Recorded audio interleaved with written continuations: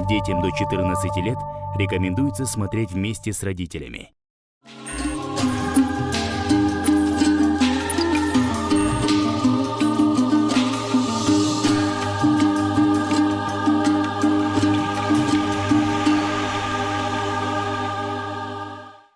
Ассаламу алейкум, уважаемые телезрители! В эфире передача «Сөз». Я ее ведущий Турсунбек Амурзаков.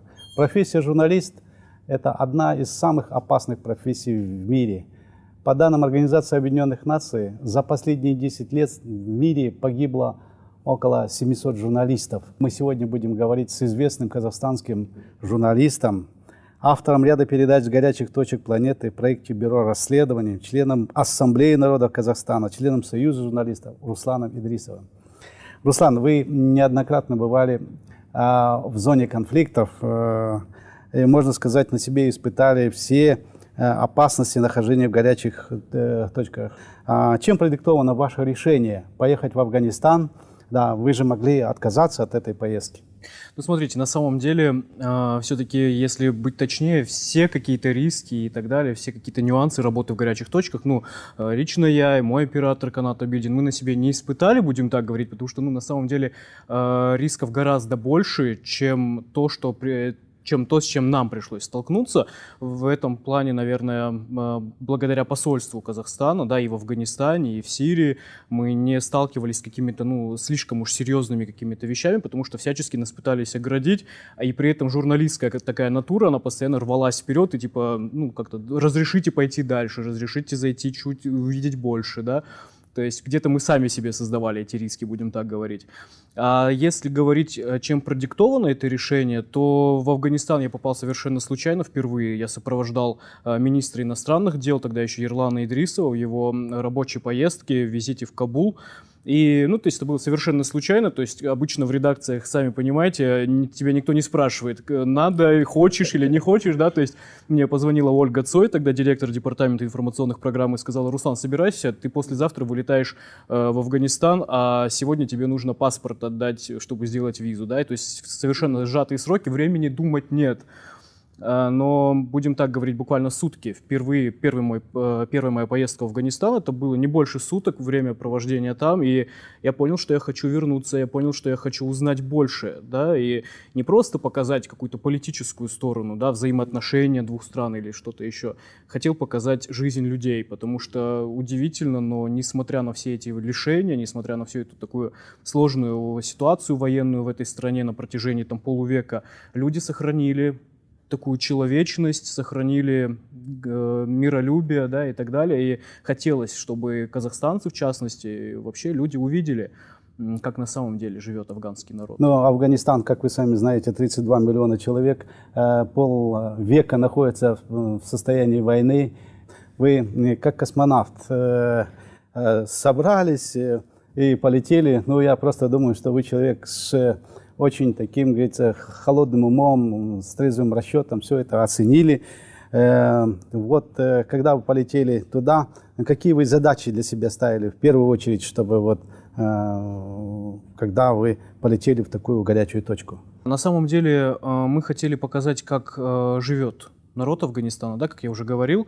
И в целом, конечно, здесь вы не зря упомянули холодный расчет, да, и прочее. То есть там, да, было важно очень... То есть я понимал, если я на тот момент совершенно холостой человек, не женатый, да, то мой оператор, у него 2 детей, и... У вас папа, мама есть. Отец, да. И, конечно, я переживал за то, что, всегда нам посол говорил каждый раз: помните, что вас ждут дома. Но когда ты находишься в горячей точке, ты думаешь о работе. То есть, по сути, для тебя это такая же съемка. Ты выехал, ты записал интервью, ты смотришь, что у тебя дальше по плану, ты созваниваешься со следующим спикером, вы едете на другую точку, по пути вы видите трущобы, да, то есть совершенно бедные кварталы Афганистана. И тут вы понимаете, что если сейчас вы не остановитесь, если вы не найдете тут героев, то фильм потеряет очень, скажем, на историях, на судьбах. и вот выделив себе буквально час времени, вы бежите в эти трущобы, находите там людей, которые абсолютно доброжелательны, да, несмотря на то, что мы видим часто по телевизору, и приглашают попить чай, разделить какую-то свою трапезу, при том, что, ну, будем честно говорить, там на столе, грубо говоря, ну, это очень бедные кварталы, но люди там вот чем богаты, тем и рады, что называется, и они угощают тебя, чем могут себе позволить, и совершенно спокойно рассказывают о своих судьбах, и это на самом деле очень восхищает их. Руслан, и вот вы как человек, вот все-таки, говорится, как вы береглись в Афганистане, когда вот это... Все-таки там есть снайперы, есть там много таких вот людей, которые, они с рождения имеют калаш рядом. Да, и да. Вы все-таки, у вас чувство самосохранения было, вот, и как вот вы береглись от этого? Ну, здесь справедливости ради нужно сказать, что прежде чем поехать в горячую точку, да, то есть мы проходили специальные курсы Министерства обороны Казахстана, да, регулярно участвовали в военном дискурсе, где готовят журналистов, где хотя бы базовые какие-то вещи, да, там объясняют и рассказывают, как вести себя в той или иной ситуации, начиная там от физических каких-то моментов до психологических. Но была одна ситуация в Сирии, мы были в городе Хомс, и буквально были там проездом, но увидели вот эти, скажем, разрушенные буквально кварталы, здания госучреждений, да, где мы зашли. Мы видели, что люди покидали свои рабочие места, вот, видимо, в какой-то такой чрезвычайной ситуации, потому что валялись бумаги, компьютеры, то есть видно, что здесь работали когда-то люди, но сейчас там вот все вверх дном. Мы поднялись на крышу, чтобы оператор снял панораму этого города, этого квартала, и внезапно мы услышали стрельбу. Ну, то есть вот буквально где-то рядом стреляли, и вместо того, чтобы, ну, понятно, нужно сразу лечь, принять положение лежа, мы просто с канатом замерли, смотрели друг на друга и услышали голос человека, который сказал: ребята, расслабьтесь, стреляют не в вас, это перестрелка двух группировок. Мы говорим, то есть мы можем продолжать работать? Ну, если вас не заденет, вы можете продолжать. И поэтому... Да, на самом деле бывали моменты, когда нужно было проявлять вот этот инстинкт самосохранения, он должен был срабатывать, но я посмотрел на канат и говорю, канат мы продолжаем снимать, потому что, ну, понятно, что мишень всегда это человек с камерой, журналист это что-то второстепенное. Я говорю, канат мы продолжим, он говорит, продолжаем, все нормально, и он, ну, то есть здесь важна команда, то есть я знаю, конечно, что многие люди бы, наверное, все-таки сложили бы аппаратуру, сели в машину и тоже были бы по своему праву, на самом деле. Да, действительно, я посмотрел этот фильм «Грани Афгана», замечательный такой документальный фильм, мне очень понравился. Что бы вы желали или что вы хотели донести до казахстанцев в своем фильме?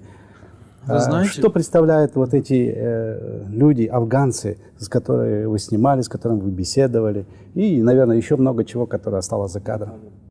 Да, вы знаете, на самом деле, мы же понимаем, что часто говорят, по крайней мере, ну, мы сталкивались с каждой такой работой относительно Ближнего Востока, да, там, арабских стран. Мы сталкивались с комментариями телезрителей, которые писали, что, ну, будем прямо говорить, в стране есть немало нерешенных проблем, которые стоит бы решить, чем отправлять, ну, скажем, гуманитарную помощь в Сирию или помогать там Афганистану. Но, к сожалению, мы привыкли видеть вот то, что в радиусе нашего, скажем, мировоззрения там, или в наших каких-то взглядов, ну, мы не всегда заглядываем куда-то дальше, и мало кто понимает, что на самом деле стабильный Афганистан, к примеру, да, стабильность в этом регионе, это, ну, в наших интересах как никого больше, наверное, то есть тому же самому Западу, грубо говоря, ну, как-то они далеко, их граждане там Евросоюза, они ограждены от этого. Мы же живем в какой-то такой критической близости к Афганистану, и это в наших, скажем, целях, наших интересах, да, чтобы там было спокойствие, чтобы поток мигрантов, скажем, был максимально сокращен, чтобы поток наркотрафика как-то регулировался, да, и так далее. Мы же знаем все эти проблемы в Афганистане, и Казахстан заинтересован, чтобы эти проблемы тоже решать. И решать не просто потому, что мы хотим красиво как-то выглядеть на международной арене, нет, просто для того, чтобы каждый из нас был защищен, каждый из нас мог выходить спокойно на улицу, гулять с детьми. И у нас недавно уже на телеканале Атамекен Business Channel вышел фильм «Счастливый билет», фильм про студента из Афганистана, мальчик из Кабула, который живет уже 4 года в Астане. Так вот, там есть эпизод, как он сидит в мечети и вспоминает, как, будучи еще ребенком, он оказался в мечети во время теракта, и буквально счастливая случайность, дедушка спас его, вынес оттуда. И он говорит, что он завидует казахстанцам, что у нас есть эта возможность выходить на улицу, гулять, наслаждаться жизнью и не бояться, что что-то произойдет. Руслан, вот мы с тобой как вот два рыбака. Вы, говорится, занимаетесь одной работой, и я вот приблизительно вашей работой занимаюсь, но вы едете вот в горячую точку, да, в горячей точке, говорится, ну, совершенно другие ценности, другие подходы, да. Как вы находите вот людей для интервью? Как вы с ними, говорится, вот договариваетесь и решаете те вопросы, которые нужно решить, как вот человеку, который нужно снять и донести до наших зрителей?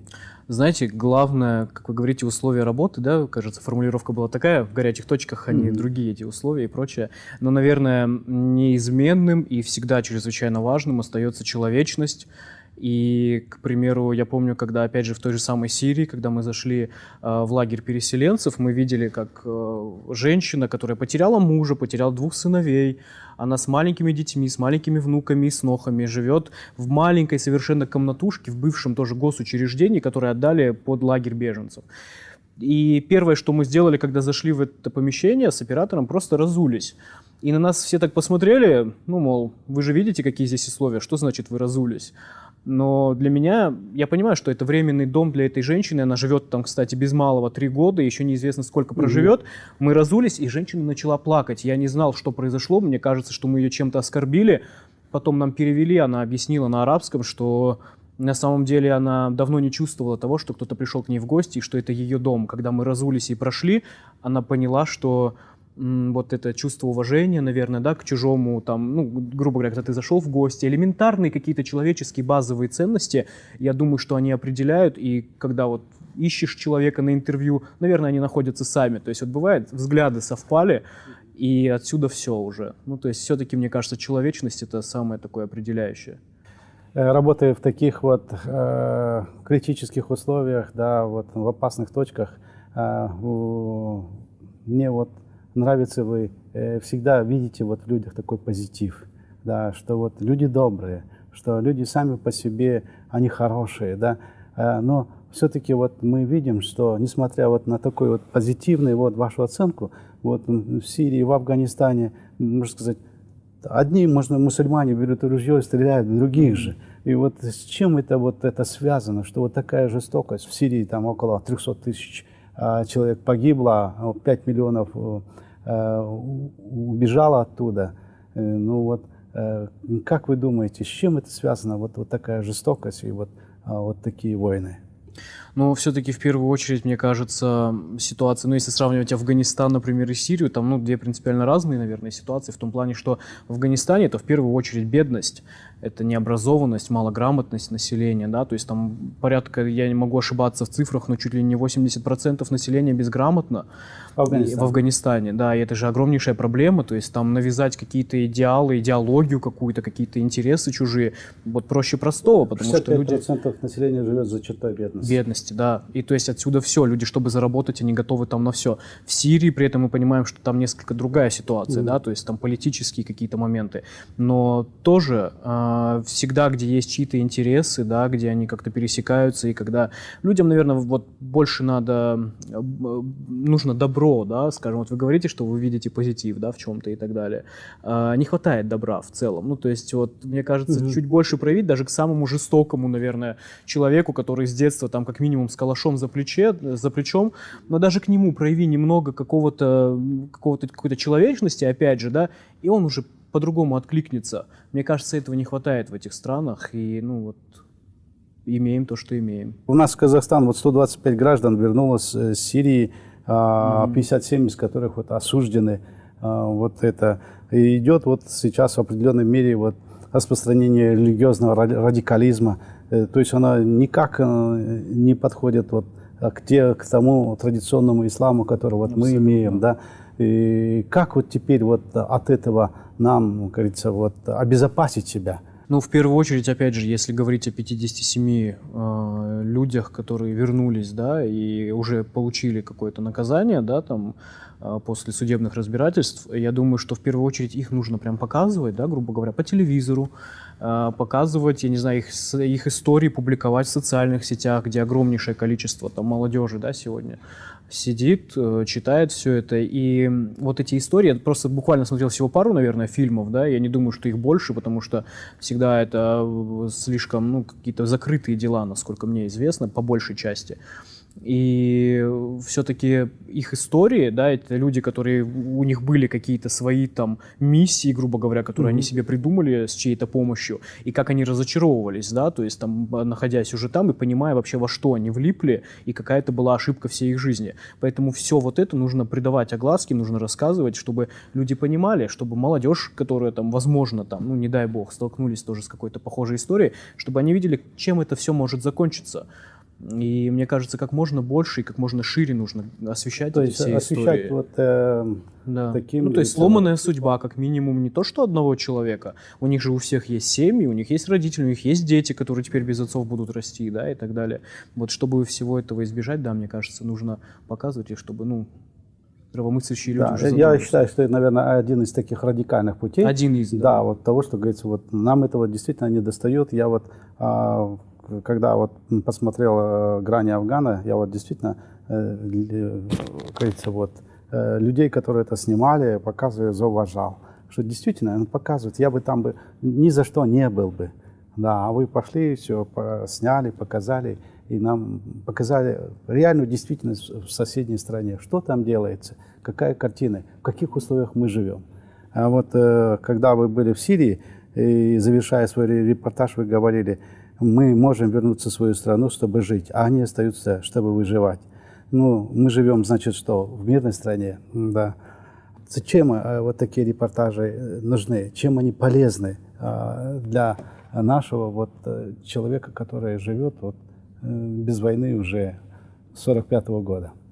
Знаете, вы сказали в начале самого интервью, когда задавали вопрос, что наверняка что-то оставалось и за кадром. Так вот, да, за кадром часто оставались разговоры такие, где-то за чаем между съемками, да, и так далее. И главное, наверное, чему научили меня, ну, практически каждый из там героев любого из этих репортажей или фильмов, вот люди часто жалуются. Опять же, возвращаясь к ситуации в нашей стране, ну, то не так, или вот здесь можно было бы по-другому, да.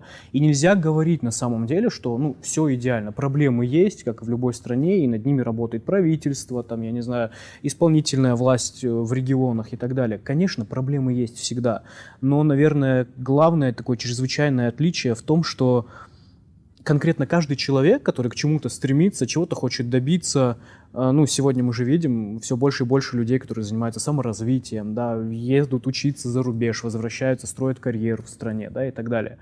Так вот, когда ты выходишь из дома, и у тебя опять же все мирно и свободно и спокойно, и ты можешь выйти, я не знаю, даже в Ливане, когда мы оказались в Бейруте, то есть мы просто решили заселфиться на фоне какого-то красивого здания.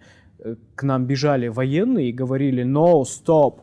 И мы не могли понять, что мы нарушили на этот раз. Оказывается, там просто нельзя фотографироваться, потому что в Ливане с 2007 года военное положение введено, его никто не отменял. Так вот, мы настолько свободны в каких-то своих проявлениях, мы можем делать все, что угодно, грубо говоря.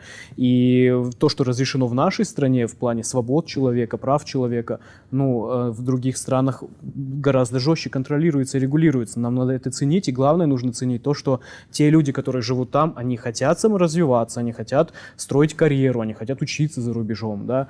Но когда ты не можешь просто выйти из дома, чтобы купить хлеб, потому что вот где-то там в соседнем районе идет перестрелка, и когда тебя просто родители не выпускают, потому что, ну вот ты вышел, и ты можешь уже не зайти. И когда прощаются там каждый раз, как в последний раз, да, то есть ты никогда не знаешь, и здороваются причем так же, как будто в последний раз, еще никто не знает, встретятся ли еще эти люди завтра. И вот это нужно ценить. Пока есть вот этот мир за окном, за дверью, выходя из дома, мы должны это ценить, и мы должны помнить, что вот все в наших руках, так или иначе. Мы общество, мы гражданское общество, мы все вместе можем делать нашу жизнь, нашу страну лучше. Там, к сожалению, какие бы ни были намерения, это гораздо сложнее, потому что, ну вот, опять же, взрывчатка, она, к сожалению, сильнее любых амбиций человеческих, любых каких-то стремлений, намерений и так далее. Это большая трагедия. Нам повезло с этим не столкнуться, и дай бог, чтобы мы не столкнулись с этим. Руслан, в нашем народе говорят, знает не тот, кто много прожил, а тот, кто много увидел. И вы действительно достаточно молодой человек, что вот действительно за свой короткий вот свой жизненный промежуток вы много чего такого интересного посмотрели, те места, которые вот навряд ли, говорится, вот простые, говорится, вот наши казахстанцы попадут, и им, может быть, и не нужно попадать, да, и я вот хотел вас поблагодарить. Вы с каждым годом растете, у вас это получается. Спасибо большое. Желаю вам успехов. И на этом думаю, что Спасибо. нашу передачу завершим. Аман сау, болыңыздар.